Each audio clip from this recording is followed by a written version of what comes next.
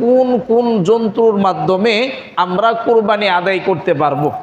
তো বকরি, খাসি, পাঠা, বেড়া, বেরি, দুম্বা, গরু, মহিষ, বলদ, ষাঁড়, উট, এই যে প্রাণীগুলির নাম বললাম, এই প্রাণীগুলি হলো গৃহপালিত প্রাণী এবং চতুষ্প জন্তু।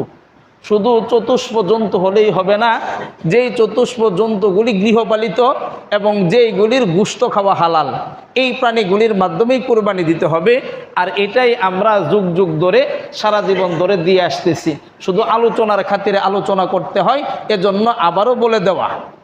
এরপরে আসুন, কুরবানির পশুর বয়স কেমন হবে। ফিকহি মাসআলার অভিমত অনুসারে, হাদিসের আলোকে ফিকহি মাসআলার অভিমত অনুসারে বকরি, খাসি, বেড়া, দুম্বা, এই জাতীয় যে প্রাণীগুলি আছে, ছোট ছোট চতুষ্প যেই প্রাণীগুলি আছে, এইগুলি 1 বছর হতে হবে। কতদিন হতে হবে? 1 বছর। তবে ফিকহি মাসআলা অনুসারে অভিমত হলো বেড়া এবং দুম্বা এইগুলি যদি 1 বছরের কম হয়, বেড়া এবং দুম্বা, ছাগল খাসি কিন্তু বলি নাই, ছাগল বেড়া খাসি সবই 1 বছর হওয়া এটা সবচেয়ে উত্তম।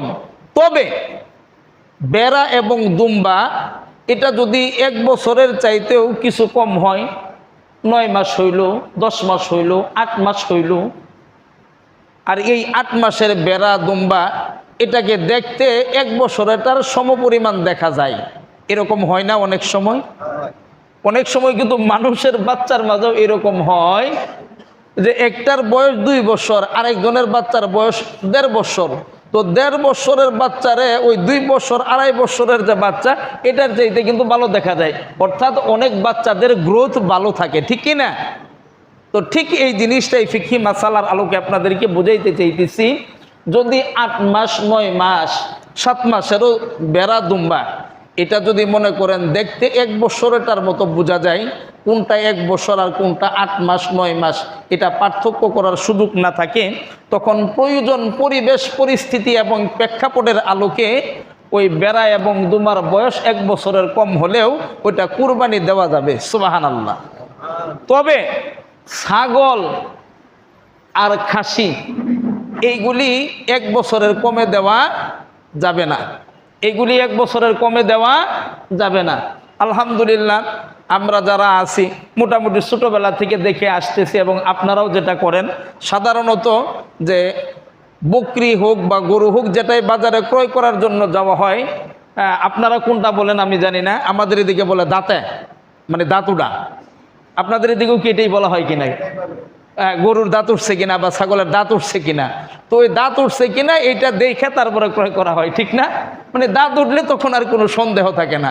কিন্তু দুর্ভাগ্য হলো, আল্লাহ তুমি মাফ করো, অনেক সময় এমনও ঘটনা ঘটে যায় যে অনেক অসাধু ব্যবসায়ী দাঁত ভেঙে ফালাই দিয়া হইলে বিক্রি করার জন্য চালাই দিতে চায়। আল্লাহ তুমি মাফ করো। কারণ এই যে বর্তমানে, আমি কারো বিরোধিতা করার জন্য বলতেছি না, কারোর সাথে আমার বিরোধিতা নাই, তবে বাস্তবতা যেটা চলে, কলা পাকে না, নামাজি ব্যক্তিও, হ্যাঁ ভালো মানুষ, আমি আবার নির্দিষ্টভাবে কাউকে মিন করতেছি না, এটা আবার কেউ অন্যভাবে নেবেন না।